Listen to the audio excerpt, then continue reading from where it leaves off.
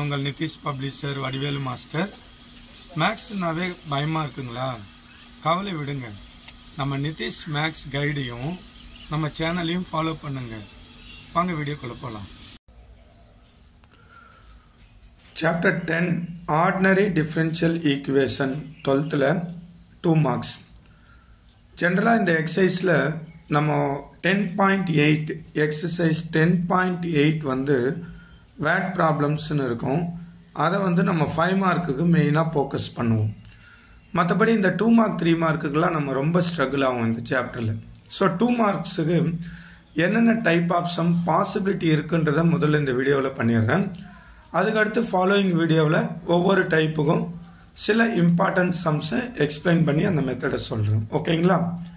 அதில் first type 1 என்னென்னா, ஒரு டிஃப்ரென்ஷியல் ஈக்குவேஷன் கொடுத்துருவாங்க, அதோட ஆர்டர் அண்ட் டிகிரி கண்டுபிடிக்கணும். ஓகேங்களா? இது எக்ஸசைஸ் 10.1. ஜென்ரலாக இந்த எக்ஸசைஸ் வந்து 1 மார்க்கில் தான் கேட்குறாங்க. லக்கிலி 2 மார்க்ஸில் கேட்டாலும் ஒரு சான்ஸ் இருக்குது. அதுதான் ஃபஸ்ட்டு டைப். ஓகேங்களா? செகண்ட் டைப் என்னென்னா, form a differential equation to the given statement. அதாவது இப்போ நம்ம 10.8 வேட் ப்ராப்ளம் முக்கியமாக படிக்கிறோம் இல்லையா? அந்த எக்ஸசைஸில் ஸ்டேட்மெண்ட்டை படித்து பிகினிங்கில் வந்து நம்ம இந்த மாதிரி எழுதுவும் பாருங்கள், dA/dt ப்ரொபோர்ஷனல் டு A அப்படின்னு சொல்லிட்டு.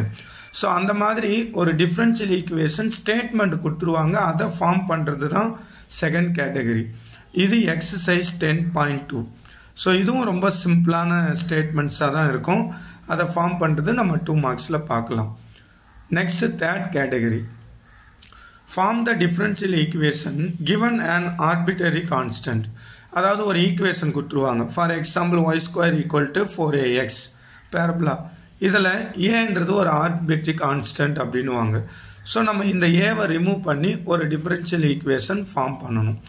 ஸோ ஒரு ஆர்பிட்டரி கான்ஸ்டன்ட் இருந்தால் ஒரு டைம் டிஃப்ரென்ஷியேட் பண்ணணும், 2 இருந்தால் 2 டைம்ஸ் டிஃப்ரென்ஷியேட் பண்ணணும். அந்த மாதிரி பேட்டர்னில் வரும் டைப் 3. இது எக்ஸசைஸ் 10.3. ஸோ இந்த எக்ஸசைஸும் பார்த்தீங்கன்னா இருக்கிறதுல ரொம்ப முக்கியம் இந்த தேர்ட் அண்டு ஃபோர்த் எக்ஸசைஸ் தான். ஸோ இது third exercise. Next fourth exercise என்ன, அதோட ஃபாலோ அப் தான். அதாவது ஒரு டிஃப்ரென்ஷியல் ஈக்குவேஷன் கொடுத்துருவாங்க, அது பக்கத்துலேயே ஒரு சொல்யூஷன் கொடுத்துட்டு இது கரெக்டானு செக் பண்ண சொல்லுவாங்க. இங்கே என்னென்னா, இது கொஸ்டின்னா அதுக்கான ஆன்சர் நம்ம கண்டுபிடிப்போம். இந்த எக்ஸசைஸில் எப்படின்னா, இந்த கொஸ்டினும் கொடுத்துட்டு ஆன்சரும் கொடுத்துட்டு அதை கரெக்டானு செக் பண்ண சொல்லுவாங்க. ஸோ இந்த ரெண்டுமே ஒரே எக்ஸசைஸ் ஒரே பேட்டர்னில் தான் இருக்கும். எக்ஸசைஸ் 10.4. ஸோ மேக்ஸிமம் வந்து இந்த ரெண்டு எக்ஸசைஸ்லேருந்து நம்ம 2 மார்க்ஸ் அண்ட் சம்டைம்ஸ் 3 மார்க்ஸும் எக்ஸ்பெக்ட் பண்ணலாம். சரிங்களா? நெக்ஸ்ட்டு ஃபிஃப்த்து டைப் வந்து, இது ஜென்ரலாகவே 5 மார்க் தான். Variable separable method exercise 10.5. ஆனால் அதுலேயும் 1 or 2 சம் ரொம்ப சிம்பிளான கொஸ்டின்ஸ் இருக்குது. டைரெக்டாக பார்த்தோன்னே இது வேரியபிள் செப்பரபிள் மெத்தடுன்னு தெரியும். ஸோ அந்த சம்ஸை வந்து சம்டைம்ஸ் 2 மார்க்கில் கேட்குறாங்க. அண்ட் 10.6 கிடையாது, 10.7 first order linear differential equation இருக்குங்க இல்லையா? அதாவது dy/dx + py = q. அந்த ஃபார்மேட்டில் இருக்கிற ஈக்குவேஷன்ஸும் ரொம்ப சிம்பிளாக டைரெக்டாக தெரிகிற சம்மும் சம்டைம்ஸ் 2 மார்க்கில் கேட்குறாங்க. ஸோ இந்த லாஸ்ட் 2 எக்ஸசைஸ் ஜென்ரலாக 5 மார்க் தான்.